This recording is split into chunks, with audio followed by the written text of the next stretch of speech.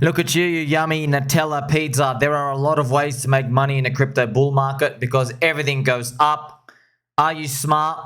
No.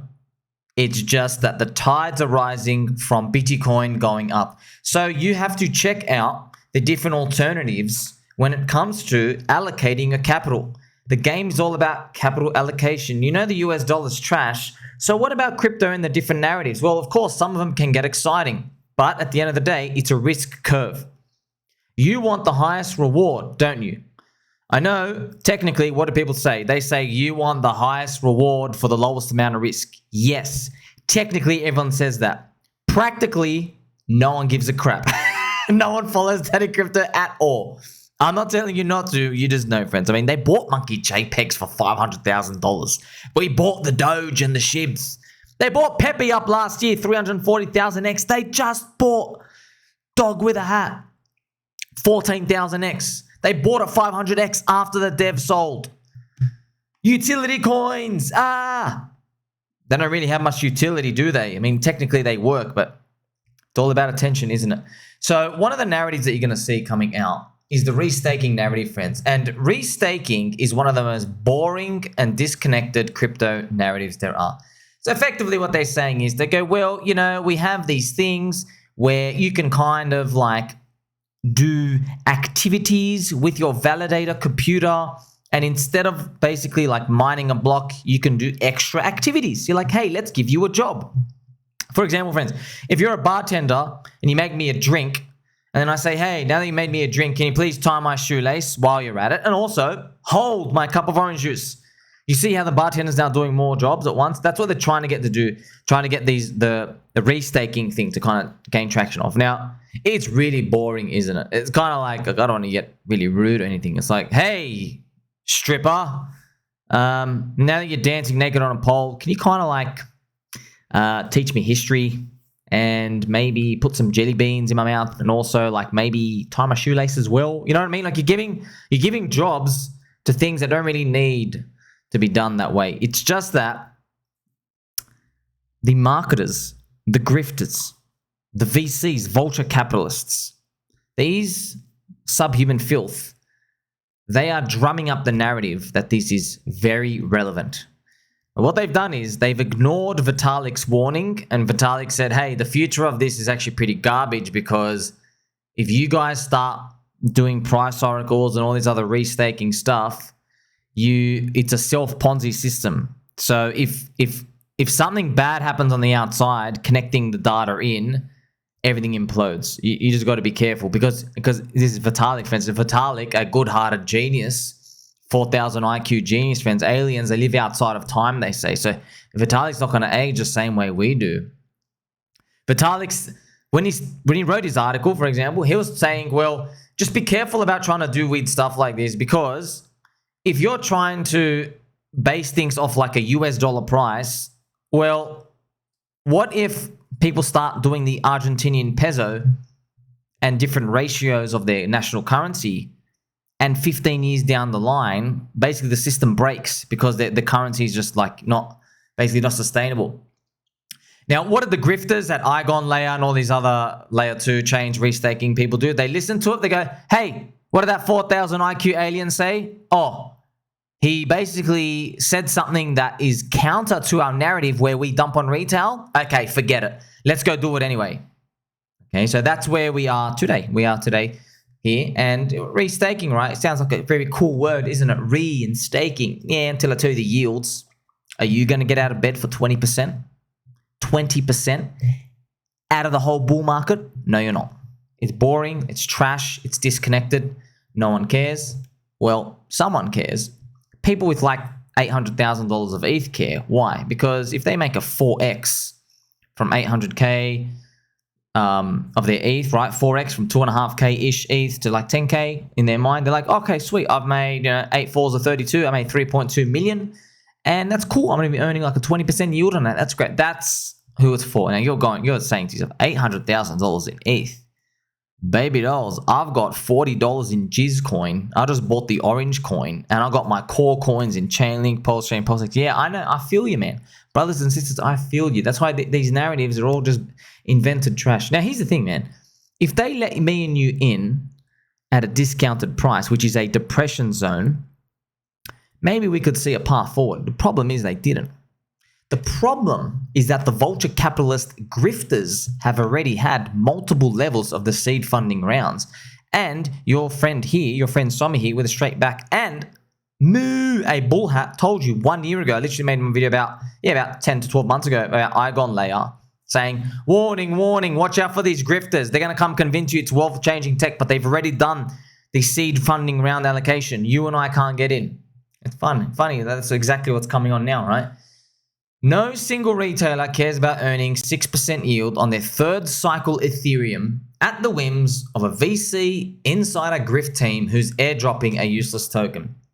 And that's what it is. They just invent use cases. It's all, that's why these things are risky. So you're paying an expensive price from insider VC scum grifters, and then it's even more risky because they're telling you what the use case of the token is, but there's no proven ones of that. Now, that's why, obviously you might say, well, I don't really care because I'm going to dump in the bull market. Yeah.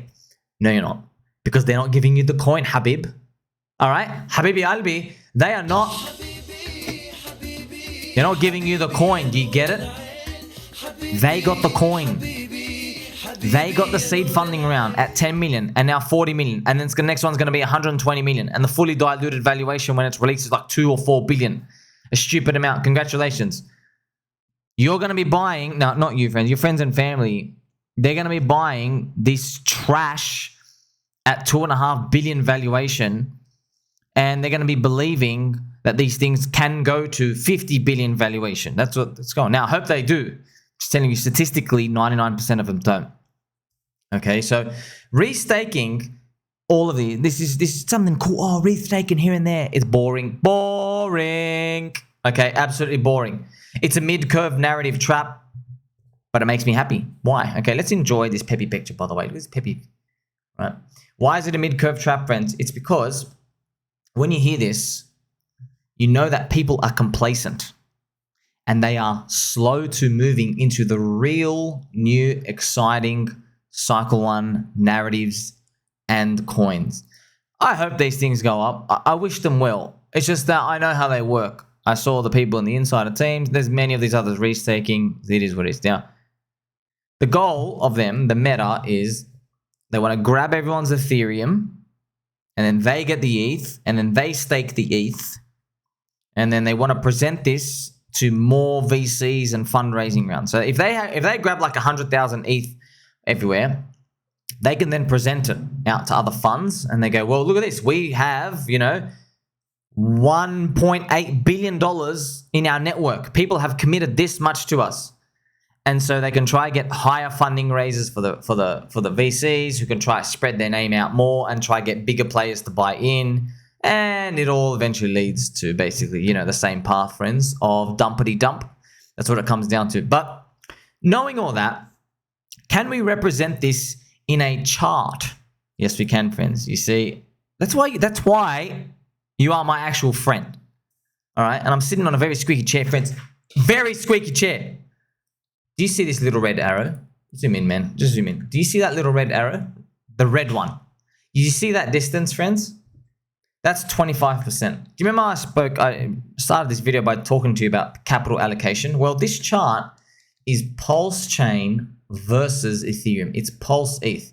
I'm not kidding, friends. You see that little red chart? Okay. If at any point in the future, if that hits this distance, so if you travel the distance of this little red arrow plus 25%, you have outperformed all of the restakers. I'm not even making this up. How and why? Well, the game is capital allocation, right? So you got to think about it like this. If you have 10 Ethereum, okay, 10 Ethereum, let's say it's $22,000. You got 10 ETH, you have an alternative, right? You have a choice here.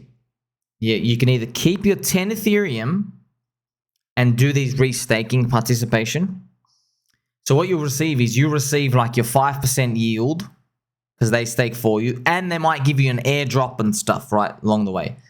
And I'm going to be really generous, by the way. That's why I'm super generous, friends. I assumed that they're so generous, they will give you 4 times your yield, which they won't. No chance in hell. The amount of billions of dollars already committed to this, it's oversaturated. All right, because they only have a certain amount of money to go around, and if everybody joins in, then it gets diluted everywhere. So that's why I wrote in this arrow here, you can see it's 25%. See that little distance here? 25% versus ETH. So remember, you had your 10 ETH, and in 12 months, basically, you will have an extra 0.5 Ethereum. But then they give you the magical airdrops. What happens there? Well, remember I said 25% return. So instead of 10 ETH, you have 12.5. Wow, 12.5 ETH throughout the whole bull market. Congratulations, you made 2.5 ETH. But look at what you miss out on, all right, if you deployed your Ethereum into a strong core altcoin and it hit my target. Let's go to the chart right now. I still have my drawing here for you. So this is where we are today. If we go to the target, friends, do you remember your little 25% poo-poo ETH? You've made basically 825%. So I want to write this down. So it's 25% versus 825%. And there's going to be a small little, there you go, which, and then there's a whale size, whale 825%. That is, look at the difference of returns here. Wow, you got really compensated for risk. And look, you don't even need to hit the target. That's all I'm just saying is that if at any point in the future, you just get back up to here, you've outperformed it. That's it. So remember capital allocation. If you have Ethereum, you can do one of two things.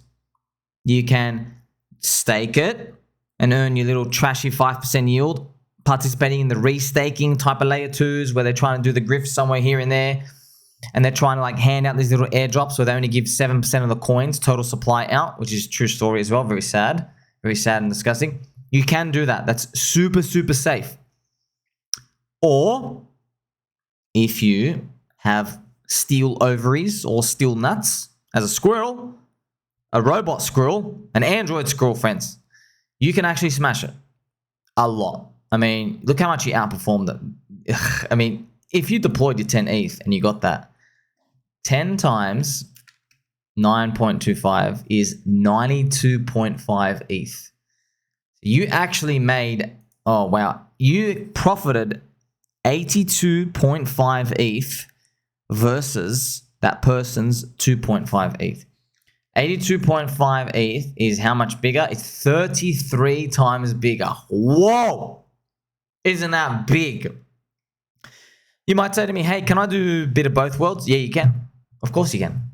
But, if you had to pick. But, yeah, of course you can. If you had 10 ETH, all right, sure. Maybe you could put 8 into the ReStaking because you really want that. And then you put 2 out into the strong core altcoins because your 2 will still destroy the returns of the other of the alternative.